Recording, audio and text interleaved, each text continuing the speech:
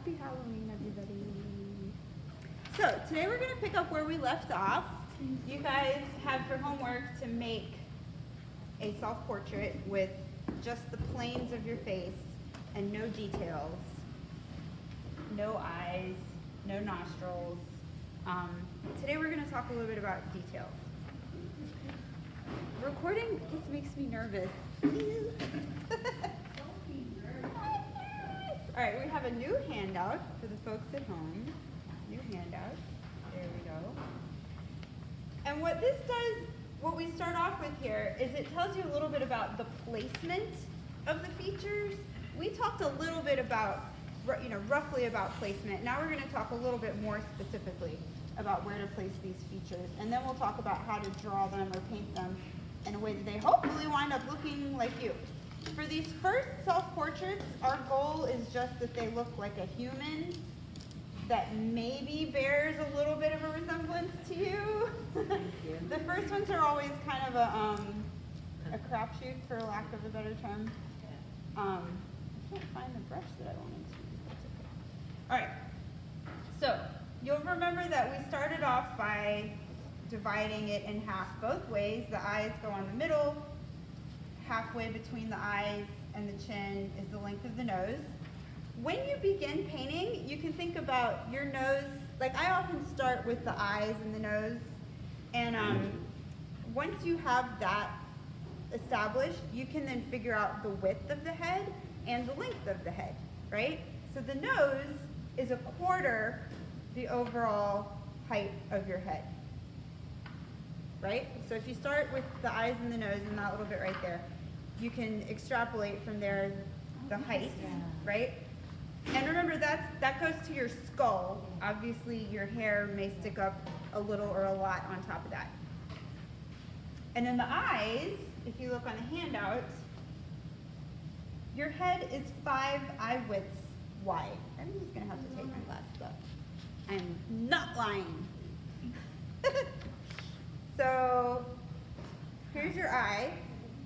You have 1 eye width for each eye, 1 eye width between, and then 1 to either side. And that is the one where I am maybe lying a little bit, right?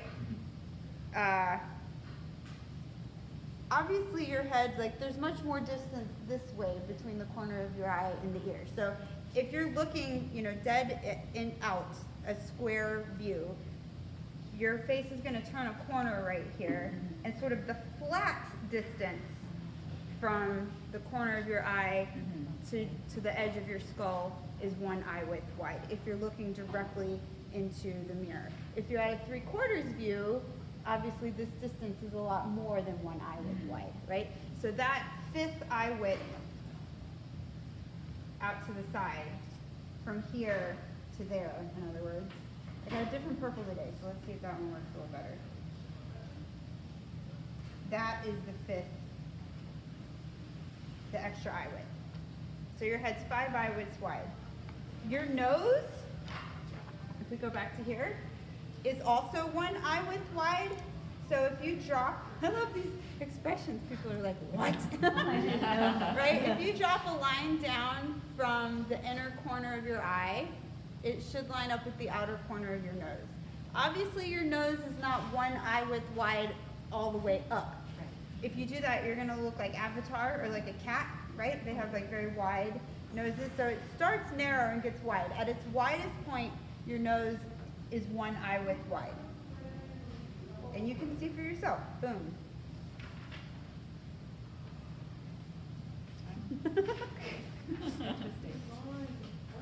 No way. Does that work for you? Oh my God, amazing! All right, we talked about placing the lips and where that goes. Your mouth, the outer corner of your mouth lines up with the middle of your eye. Obviously, if you're smiling or making some sort of face, then that changes. But if your face is relaxed, as it probably will be if you've been staring into the mirror for 75 hours or however long you spend on a self-portrait. Just kidding, that's a little ambitious. Yeah, and what we're looking for are these little muscles right here the muscles that kind of control the corner of your mouth. So that's where we get the illusion of wider or narrower mouths. So if you can imagine the oldest, grumpiest, grouchy old man, Mitch McConnell, that you can think of. Don't do that. So shady. Who just seems to have like a frown that goes on forever. Seriously, Google the man, right? That's where the sort of the crease of this mouth has extended the appearance of the width. So that's where you get the. I brought my mask. You're like, I don't even have a mouth today because I've got a mask.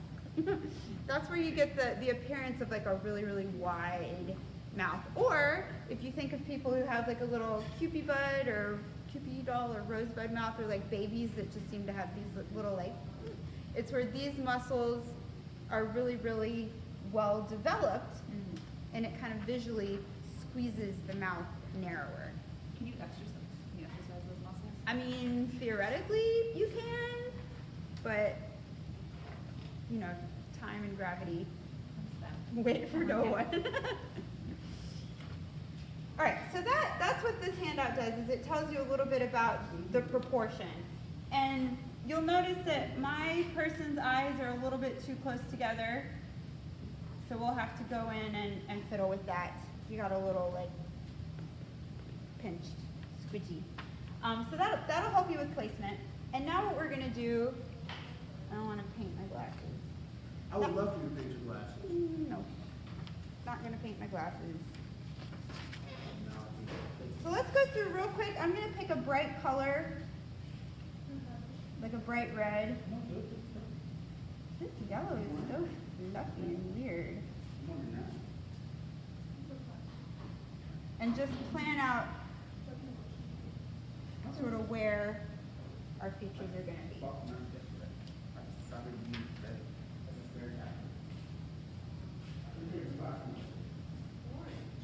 You even see that? I'm just doing that so we can see it. And I do this a lot. Try and make corrections in a really bright color. And then you wind up with a U-glow situation. The mouth, I think, is pretty good. Yeah, you'll have to bring the corners out just a little bit. But we did okay with our kind of winging it. When I demo from over here, everything tends to kind of slide this way. So people who are sitting back there, let me know if it's working out okay. So that's our placement. That is terrifying. That is terrifying. It's Halloween for the viewers at home, so some of our students are wearing costumes. Let me just peek over here and see if that brush I want. All right, so let's jump right in. Where is it? Let's jump right in with eyes.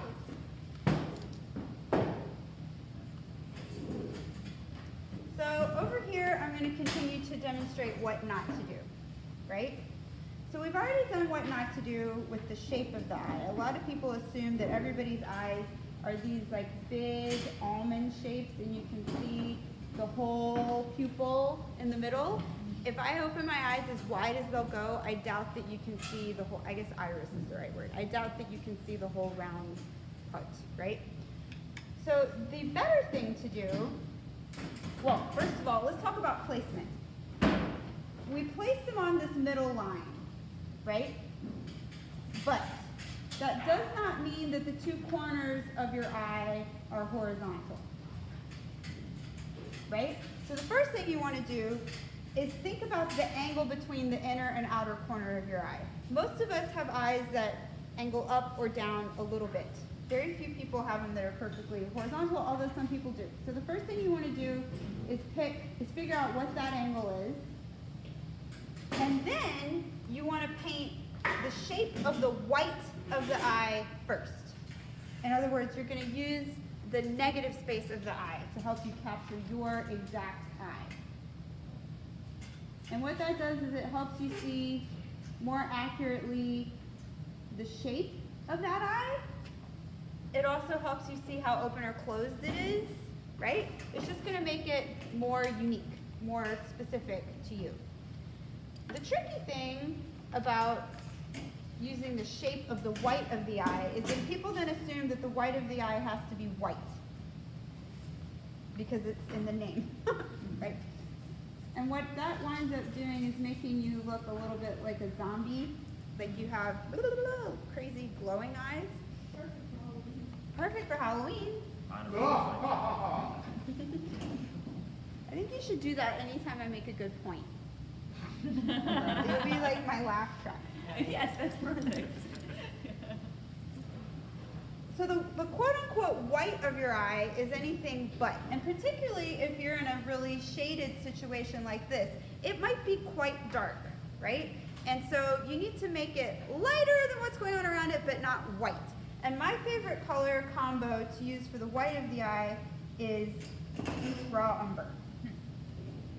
It's a warm, neutral, depending on the context, if your shadows are really, really deep and blue, if you have very cool shadows, it might wind up making you look like you've been crying or like you have pink eye or something. So you might want to cool it down a little bit, but I'm That's just... also perfect for Halloween, pink eye. When you cool it down, do you cool like with the Viridian green or with the blue, the ultramarine blue? I tend to be like ultramarine and raw umber are my favorite color combo, but we're going to try it just pretty much straight raw umber. Oh, you're not gonna mix it with white? Oh, sorry, and white. Yes, raw umber and white. I'm not going to put any blue in it for starters.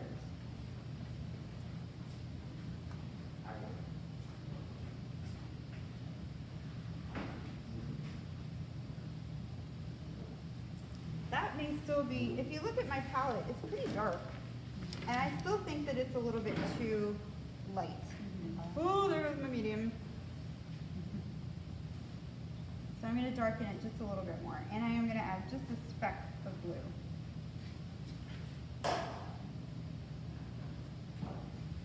Here we go. Also, depending on your lighting situation, they may not be the same.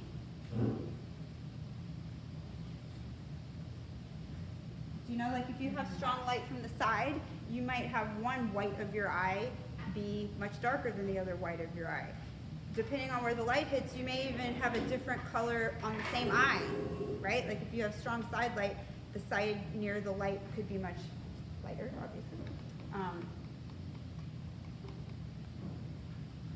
All right. So, again, over here with Mr. What Not to Do head, we have these crazy whites of the eye.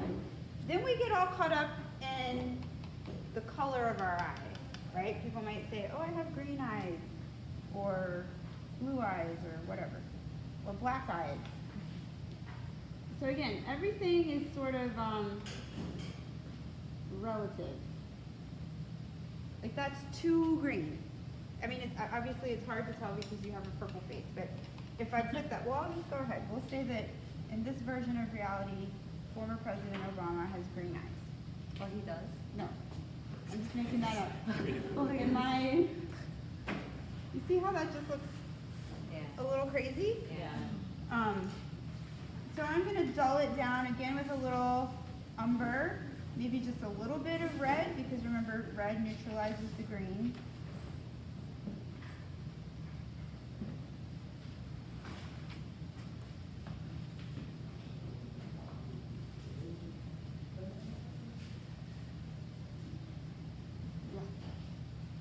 Ouch, bright green.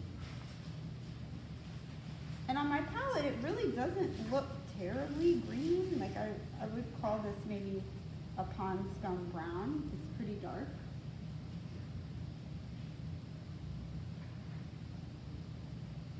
If you have dark color people, what would you use for the color? Yeah, we're gonna get there. He still looks a little like too, we'll fix him. He looks a little shocked. Okay, people tend to think again that pupils are black. So over there on Mr. What Not to Do head, we're gonna mix up a nice black. If you have, this is ultramarine blue and raw umber. I could also use the green and the red would make a nice blackish. So if you have white irises, not iris, if the white of your eye is white and your pupil is black, that makes the eyes really high contrast and kind of like laser beam eyes. Oops, that's my green. No, it's not. It's this. So I'm going to just show you what would happen if we put a really, really black pupil in here. It looks really startled. She looks worried to me. So I like to keep the pupils not quite black. And again, depending on where the highlight is, it might not be very dark at all. It might not necessarily even be much darker than the iris. I'm looking at everybody's eye now. I'm looking at everybody's eyes. Yeah, that's a good idea because you're all sitting in different lighting situations. Yeah. When I look at it, it's more brownish. Yeah. You also brownish, you're more light brown. Yours are like blue. Or bluish. Bluish, yeah.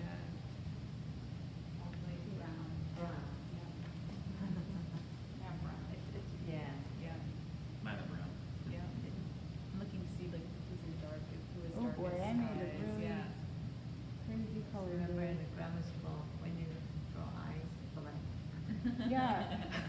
Again, it's the Crayola crayon version of reality. So here it's dark, but it's not super dark. Now we can get in and pull out just a few lighter lights.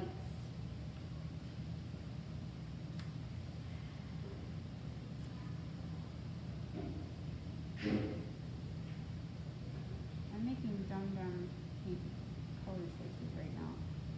There we go. And lighten up just a little bit.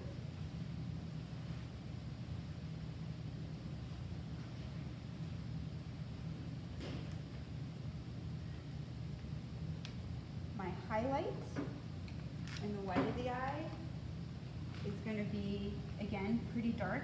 It only has to be lighter than what's immediately around it for it to appear as a highlight.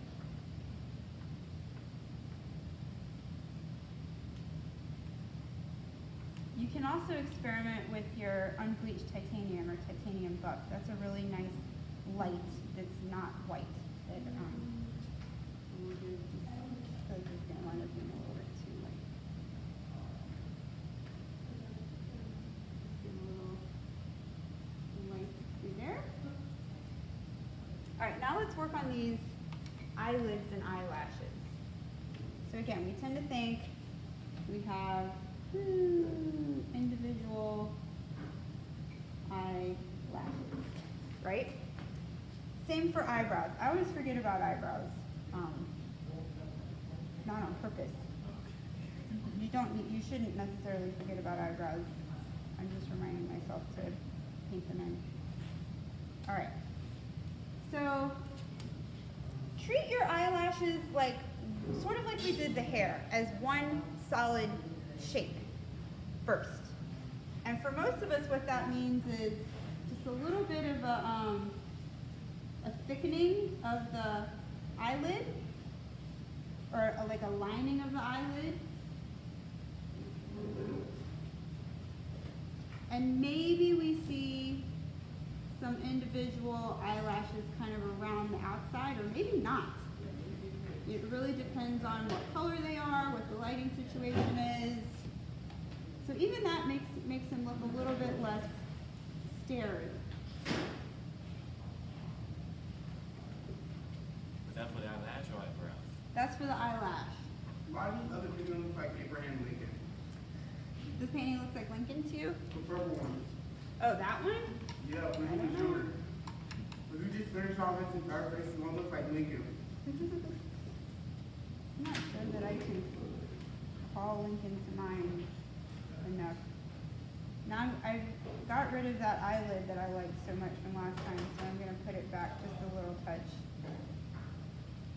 I'm trying to remix the flesh tone that I had before. Let's be a little bit darker.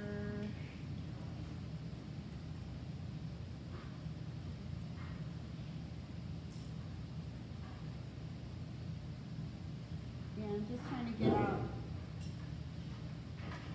the little bit that catches the light.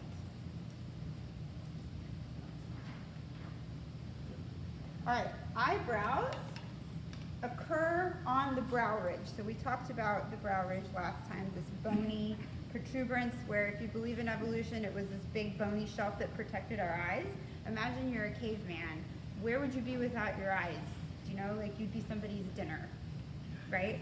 So you have this like Or really, you just look like Fred Flintstone without the eyebrow lashes. yes. Or you have these, these really big bony eyebrows, which, or this eyebrow ridge underneath our brows, a big bony shelf. We all still have that to some degree or another, and it's the shadow edge that occurs from the top to the bottom. Remember, we started out talking about that zigzag of planes. It's that shadow edge that's more important than the actual furry, fluffy eyebrow, right? So that's going to be the big picture. You can see that it kind of looks like he has eyebrows already, even though he doesn't have them yet. So when you're thinking about eyebrows, think about them as a detail that lives on that shadow edge, right?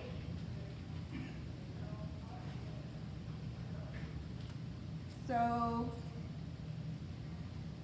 it might sort of stick up beyond the shadow edge in some places.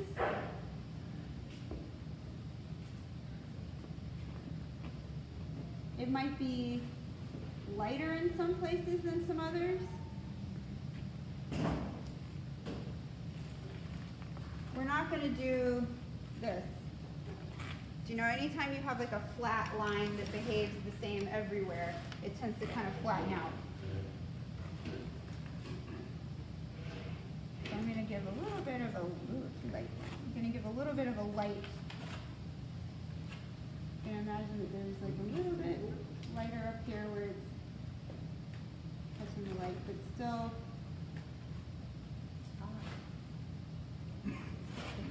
it's like an amendment to that shadow edge. So focus on the shadow edge first, then think about what you can see of the brow around it. Let me deepen this.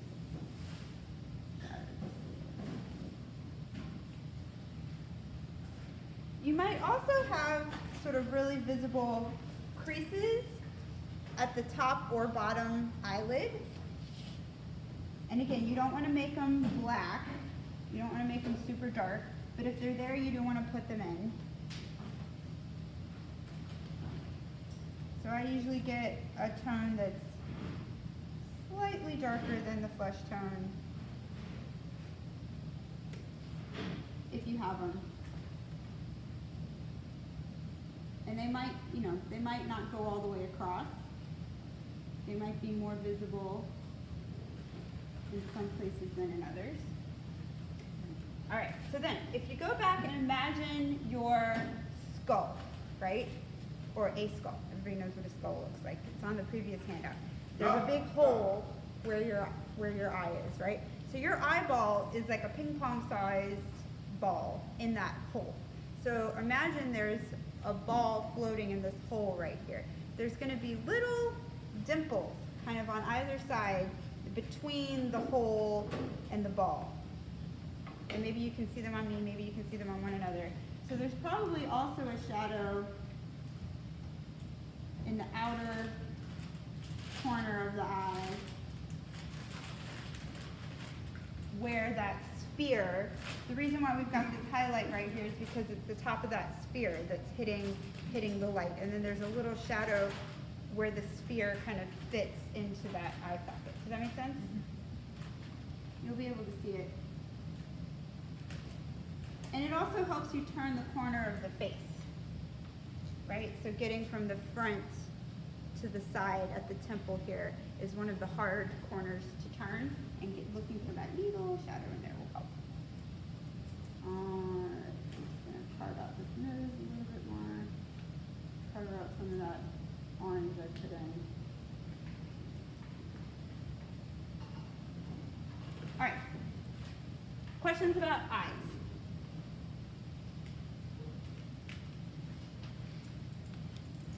Okay, now we're going to talk about noses. I have a question about eyes. Yes. So, when there's a bright highlight Mm-hmm. on the eye Mhm. with, like it's in the iris, Mm-hmm. what color does it make that? So, if you think back to the texture assignment, the still life that these guys did on the green drapery, we talked about the more reflective, big spill, the more reflective the object, the glossier and more cohesive the highlight is. So your eye, being always wet, is very reflective. So the highlight is going to be really cohesive, and the temperature of it will have something to do with the color of the light. So, for example, if you're in a red room, like a dark room with a red light, then it'll be sort of reddish, right? Natural light outside tends to have a real neutral or even bluish cast. Incandescent light has a yellowish cast, so it'll depend on the temperature of the light. It might not be as bright as you think it is. So there are some beautiful Vermeer paintings, you know how much I love Vermeer, where I go in and I'm just astounded by how dark that highlight shape or color is, right? So remember, we tend to think of highlights as being white, but they really only have to be lighter than what's immediately around them. So what we can do when we're done, if you want, is go through and pull some examples and see how they're, and even just looking at you guys, like the highlights in your eyes are not the brightest things even on your face necessarily. Some of you are, but it depends on the lighting situation. Does that answer your question? Yes. When you do the eyelashes, is it directly on the eye or slightly above it? It's hugging the edge of the eyelid, Eyelid. right? So, there are some places where it will appear to be directly above your iris, because your eyelid sort of creeps around. So yeah, it's on the eyelid, and it's most obvious kind of around the outer edges, because they stick straight out. So they're foreshortened when you're looking directly at someone, but then when you get around the side, you can see them more. Good question. Okay, noses. So for a second, and it says this on your handout, let's think about the nose from the side for a second. Your nose is not like an L-shaped thing.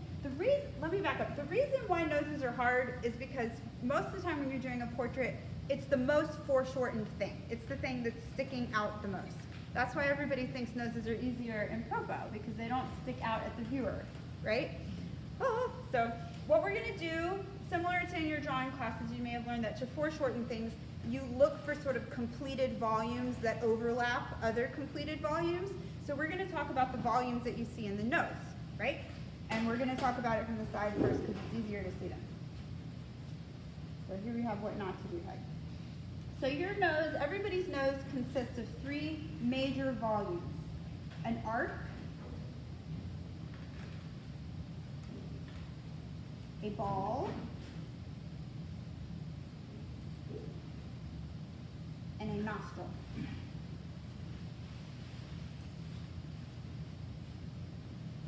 So the arc, the apex of the arc is the point where your nose transitions from being bone to cartilage. If you look at a skeleton, a skull, you'll notice that it just starts to turn that corner and then it disappears, right? Because the bottom part is cartilage, not bone. The ball is that cartilage bit. Well, I'm trying to think what order I want to say things in. Let's keep talking about the apex for a second. So you could have, everybody has an arch. It can be very pronounced, like this one. It can be very gentle, but it's still there. And then depending on where the ball fits into that, like you could, this is a very, what's the word I'm looking for? Like the pieces of this nose are very obvious.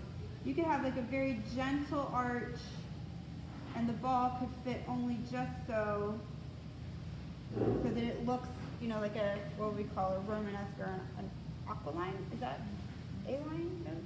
Is that a term that people say? So everybody has these forms. If the nostril is a little bit below the ball of the nose, then you get like the appearance of a tipped up nose.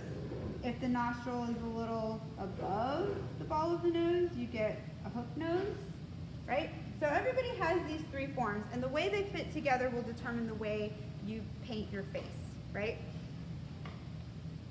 This will also affect, for our purposes, the shapes of the shadows and the highlights that you see, right? So if you look around, you can look at me, you can look at one another, you will notice that you do not have a single highlight that just like shoots all the way down your nose, right? Either it stops and starts again, or it goes around the apex of the arch, right? Depending on the pieces, you may have more than one, right? Particularly on the ball of the nose, you might have two little highlights instead of just one. So have a look at me and your classmates and see if you can see how those pieces are fitting together. From the front, you can see we already divided up sort of the three pieces. So this would be, you know, your nose starts narrow. It tends to get wide at the apex of the arch and then narrow again. And then somewhere in here is the ball of the nose. Something about the way I explain this makes everybody make the ball of the nose too small, right? So the ball of the nose is anywhere, I don't have an exact measurement, it depends on how the pieces fit together, but it's anywhere from 1/3 to 1/2 the overall length of your nose. And what you want to look for is this little spot right here, this little landmark right here, where you would get your nose pierced most likely, like the most obvious place to get your nose pierced. Does anybody have a nose piercing in here? I had one once, somebody in a class, and it was not there, and I felt really bad. It's like, just kidding, yours is somewhere else. But so it's the most logical place. That there's like a little divot there, and that is where all three of these forms come together, right? So look for that landmark to help you see sort of where the ball is. So that's how to find the pieces. That's how the pieces fit together. For us,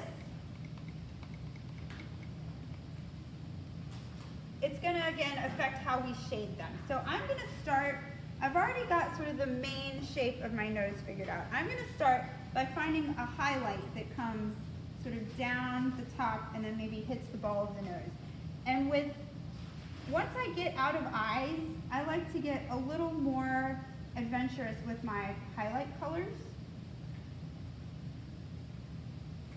So I'm going to mix up a nice sort of peachy flesh tone.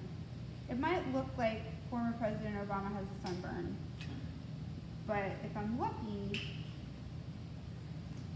it'll just look like a pretty highlight.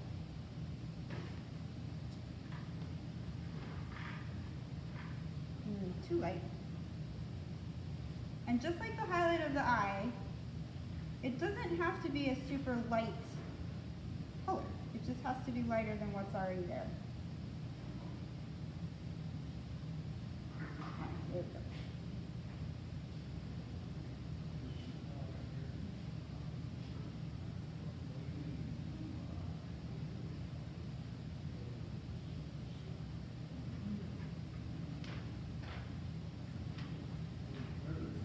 So I'm imagining that I'm kind of wrapping around that corner of the nose. Now I'm going to come in with some darks and find the ball of the nose.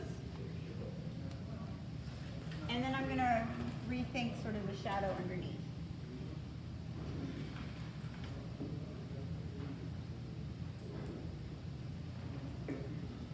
So for the art gonna know, you wouldn't do just a straight highlight down like this?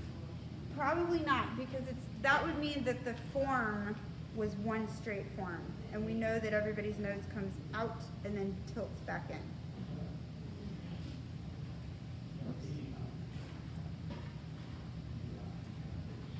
To get my dark this time, I'm just mixing all my dark colors together.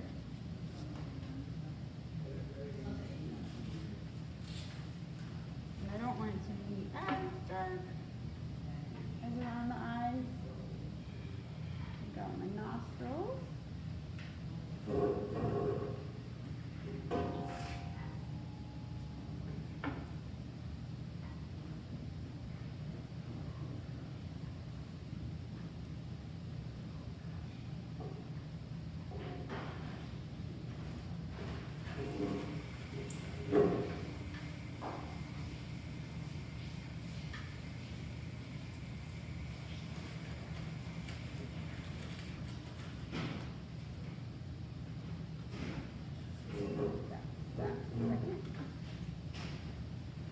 Alright, it's starting to get better. It still looks a little bit flat. So what I'm going to do is find like a middle ground to put right here on the tip of the nose.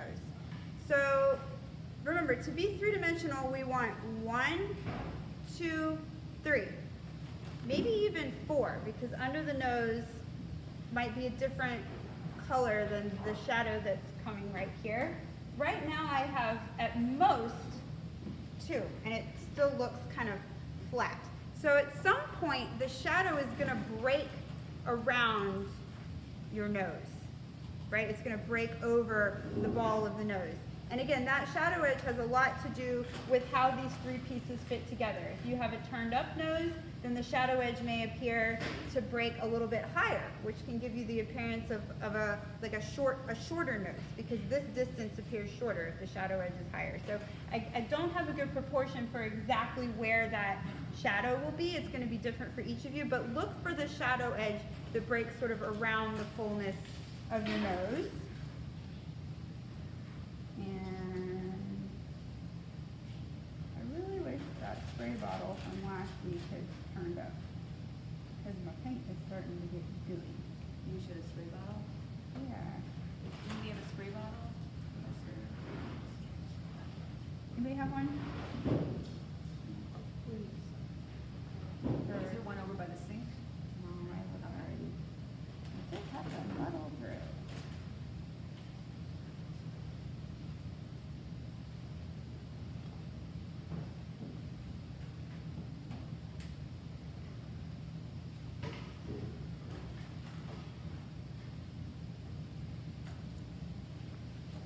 Get a little bit of the dark right here on that shadow edge.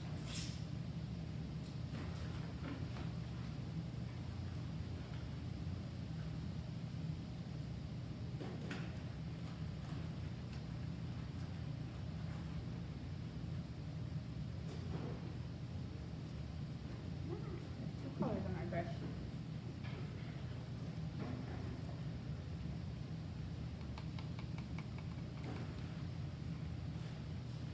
All right, nostrils, I'm going to go ahead and start working with nostrils. Nostrils we tend to think of as big black dots. Oh my gosh, I keep mixing green. There we go. Don't do this. That's what I call raisins up the nose. Right?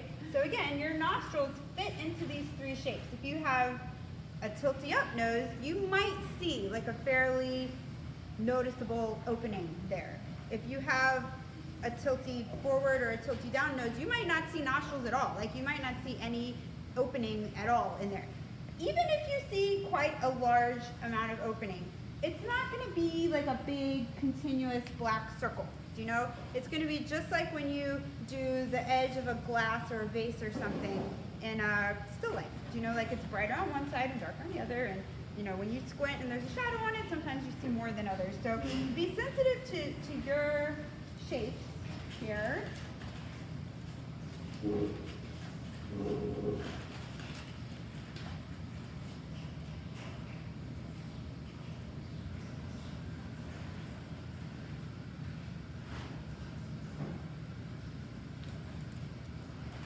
needs a little something right on the end to push it forward.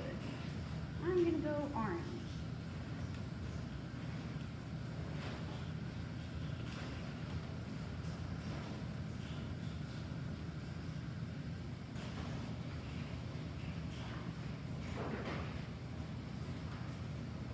Getting there.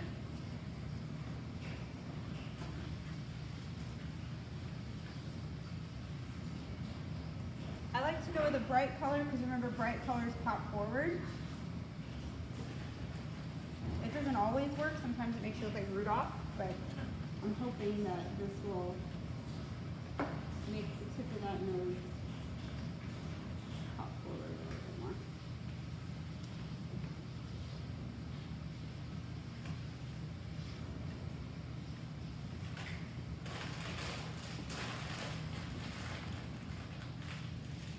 I'll keep working on it. I don't want to take up your whole painting day. All right, let's talk quickly about cheekbones, really quickly. Cheekbones are rounded, right? So there's probably going to be some sort of color shift from here, like the top of the cheekbone, to wherever it turns the corner there. So I'm going to get this slightly coral pinky color. Like a slightly lighter, pinkier version of the flesh tone I was using before. And try and bring out some cheekbone.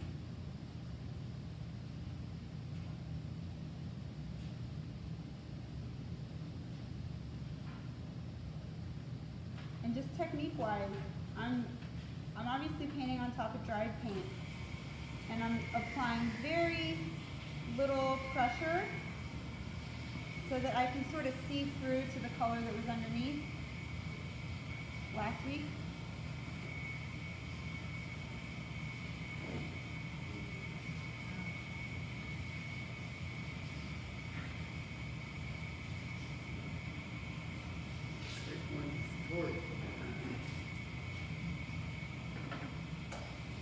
You want to be careful with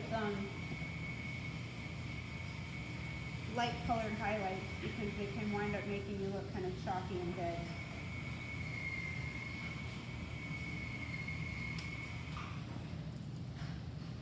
All right. Questions about noses? All right, we're gonna get to mouths in a second, but before we get to mouths, think about this shape right here, which I used to think was called the frenulum, and I would make this joke, don't forget about your friend the frenulum, but then one of the nursing students corrected me and said that it's, does anybody know what it's called? Do we have any nursing students in here? Apparently it's actually the philtrum, which is not, I find if I say something funny or stupid, then people are more likely to remember it. So remember my failed joke, and don't forget about this thing, right? So it's this little sort of divot that happens right here. And it's important because number one, it's gonna help you not jam the mouth too far up under the nose. If you remember to paint that in, it'll help you get the relationship between the nose and the mouth right. It will also help you with the shape of the shadow underneath the nose, because the nose casts a shadow on this form, and so it might be a little jaggedy, right? There are very sharp ones and very smooth ones. They get smoother as we age. Yay, so we have that to look forward to. But anyway, you can see that I put in this little sort of divot right here, and that's the shadow of the nose kind of squeaking out underneath on the philtrum. And you want to make sure to put it in, but you don't want to overemphasize it or it'll look like a Hitler mustache. And we don't necessarily want that.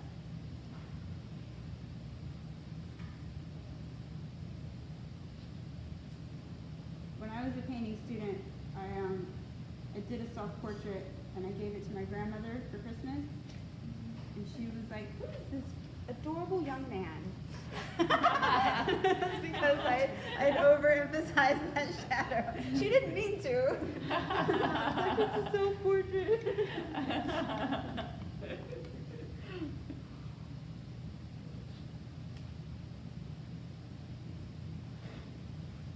And then it can really catch the light after it emerges from the shadow of your nose.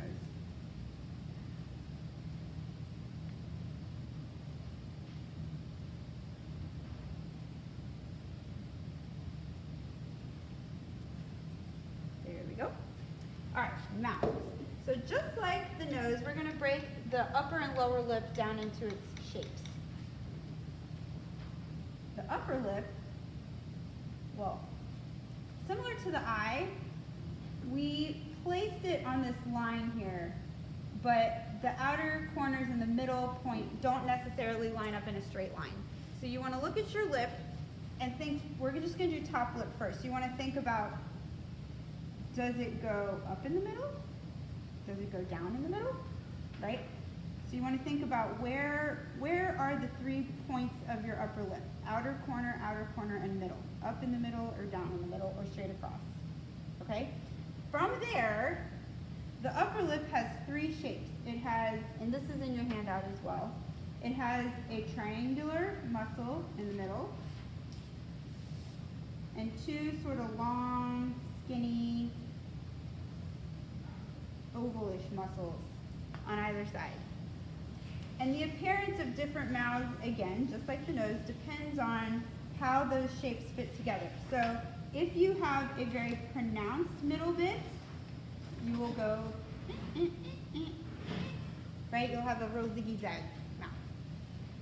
If the 3 shapes are more evenly sized, you'll have sort of a more generously curving mouth, or like a what do you call it, a gentler slope.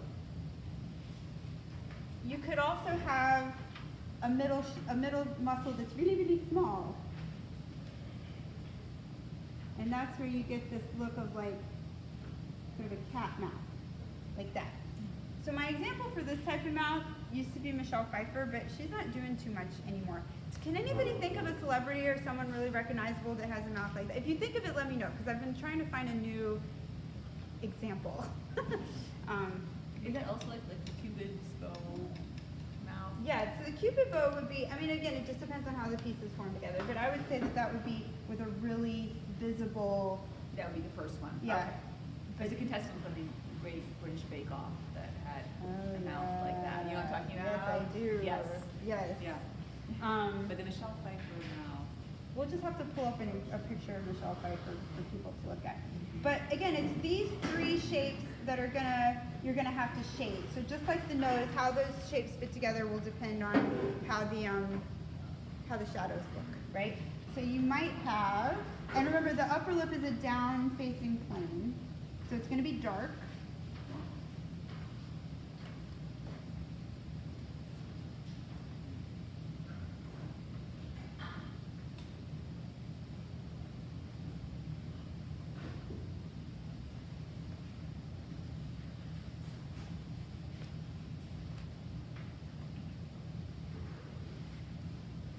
I mean, I really didn't do much different to what I did last time. Did you say what colors you used for that? This was sort of it was my orange that I made plus purple. Okay.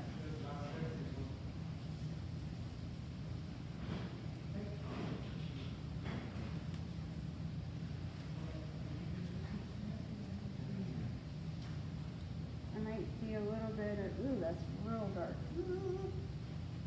Reverse, reverse.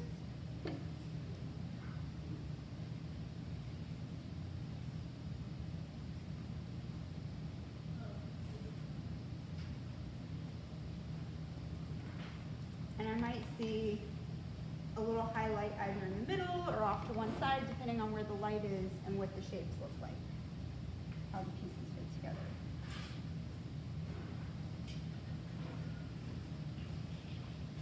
And again, I'm going to try not to get too bright in my highlight.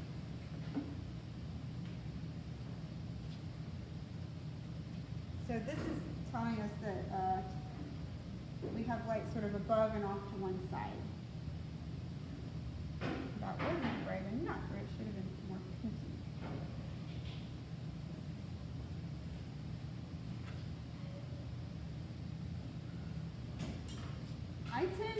It's a problem that I have where I kind of overdo the white sometimes. So I'm trying not to do that. I actually think it looked better before I put the other on, so. Bye.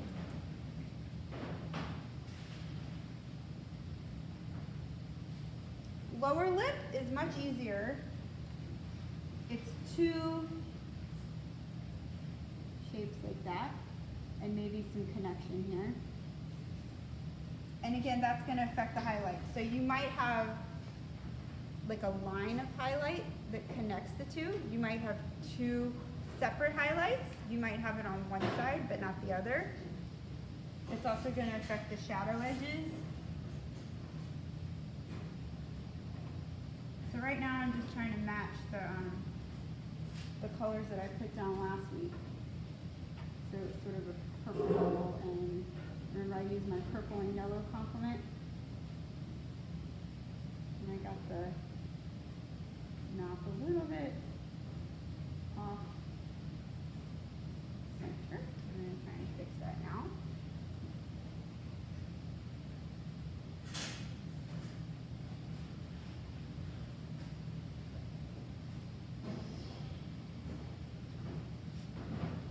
Cast a little bit of shadow through here.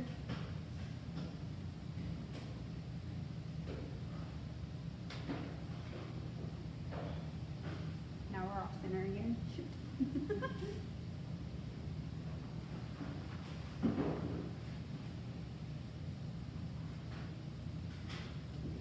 we'll get this. We're going to do a little bit of a highlight.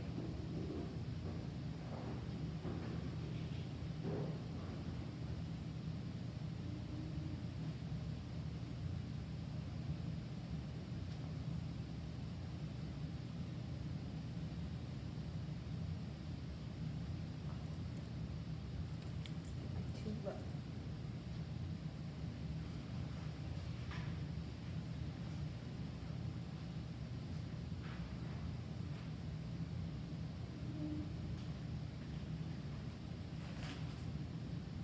All right.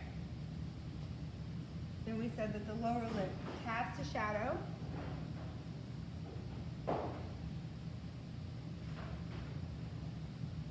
Onto the ball of the chin.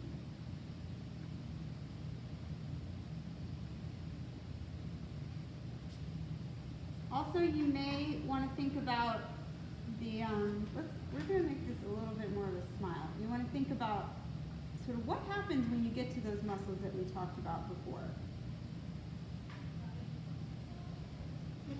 Do they continue out and down forever? Do they kind of cast a noticeable shadow? Now we look slightly less dour than we did a second ago, hopefully. All right, ball of the chin. We're going to talk about the ball. Well, does anybody have questions before we move on to the chin?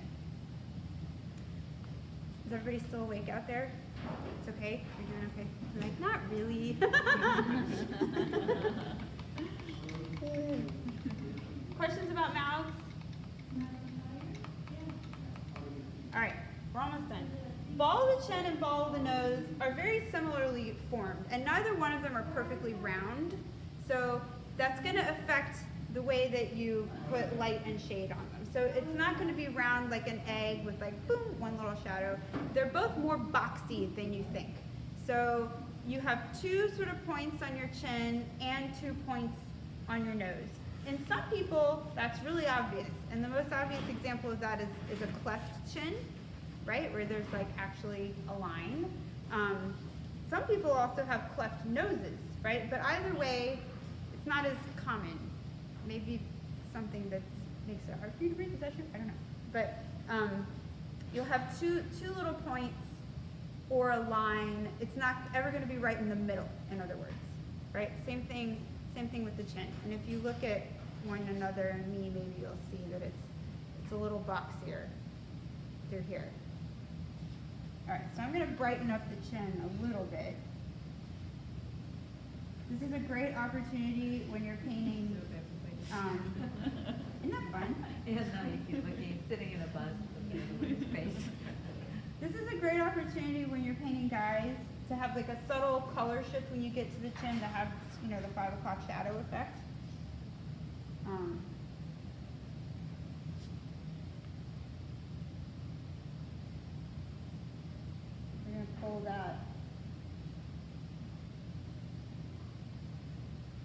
light out. Got a light. Nice. Yeah, you're a little worried about this person. Oh, I'm also going to add a little bit of light right here outside of the lips. The lips are just a discoloration on this bigger muscle mass right here, right? So in most people you see a little bit of light, like the same light that's hitting the bottom lip is also a little bit outside the lip. So I feel like that maybe even helps with our smile quite a bit.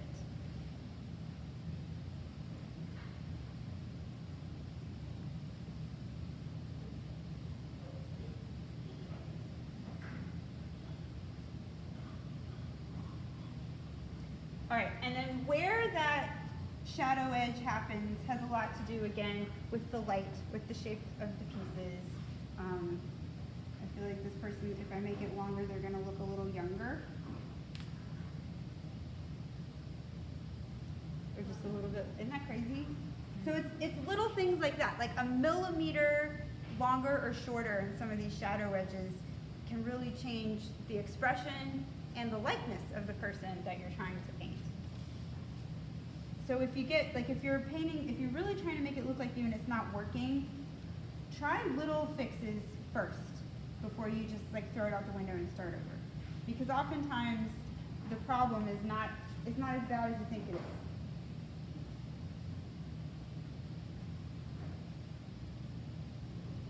All right, we talked a little bit about the jaw last time. Depending on how the jaw fits in, there you may pick up some light, some more light kind of under the cheekbones.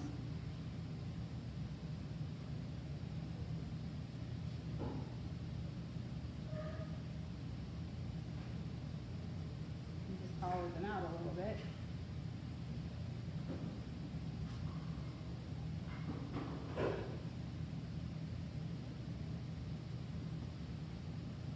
Conveniently didn't paint the top of their face.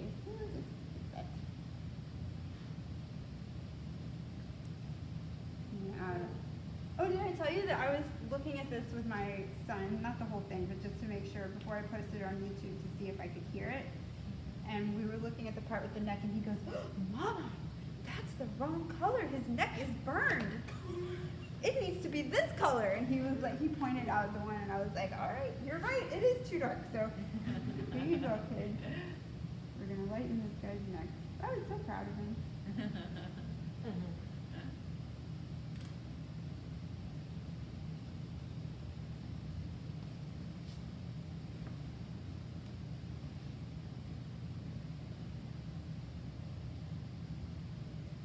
And then obviously on this side, our ear is running into the head a little bit. I'm going to lighten kind of through here because I'm imagining that's where the collarbones are.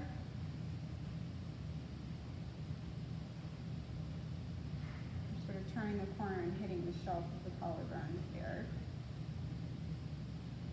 I'm just going to find a dark to kind of separate the edge of the ear some.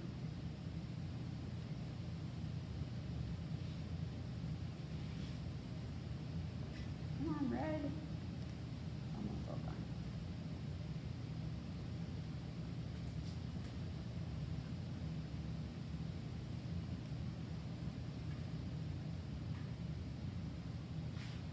Some of the sideburns.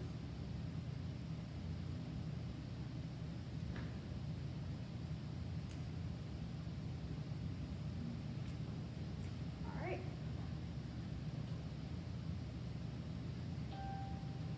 Fixing some drawing issues.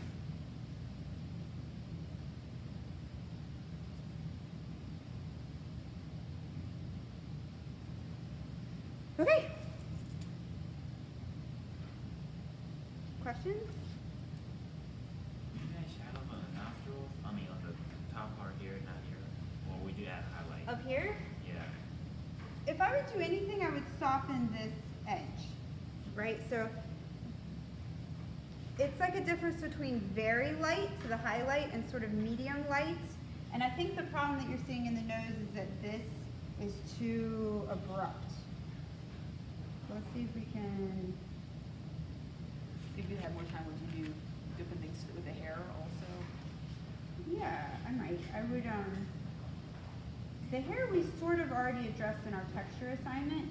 I would look for shadow, shape edges, different shapes around the edges, I would say.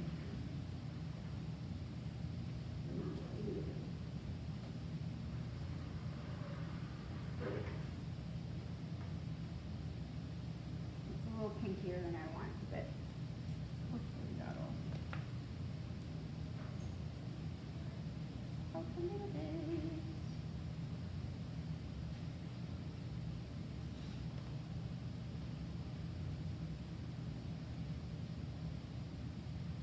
Could also go full eye bag.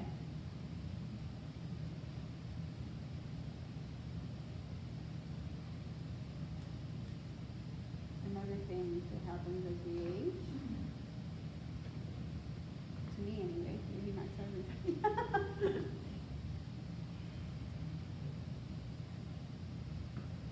Is that a little bit better? Not much. Not really. No, you're right, no. It's right here. Oh, okay, so it is there. Yeah, I think it's the transition from this dark to that light.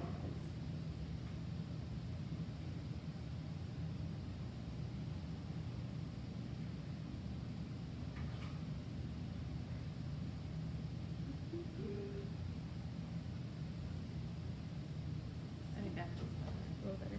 Oh. Am I working with the correct problem? The problem that you're seeing? Yeah, you're working, yeah, it's what. Yeah, so, okay, so I'll keep messing with it and come back in a minute. Look at that light. Other questions? When is it due? Wednesday? Yes. Okay. So remember, your second assignment, which what is this? We're at number 5, right? So you're working on the This is current. the third one. The current painting that you're working on is the 4th painting. So the 5th painting will have a self-portrait component. So this is just practice for that. You'll have more freedom with how you frame the self-portrait, exactly how much of it you include, how you paint it. But this one is just to give you familiarity with painting a face and capturing features before the real one, right? So this homework assignment is due on a week from today, which is Wednesday. We will also begin the new painting on Wednesday. So on Monday, I'll give you the new assignment. And you can be thinking about what you want to bring in and yada, yada, yada. Okay? All right, thank you, everybody.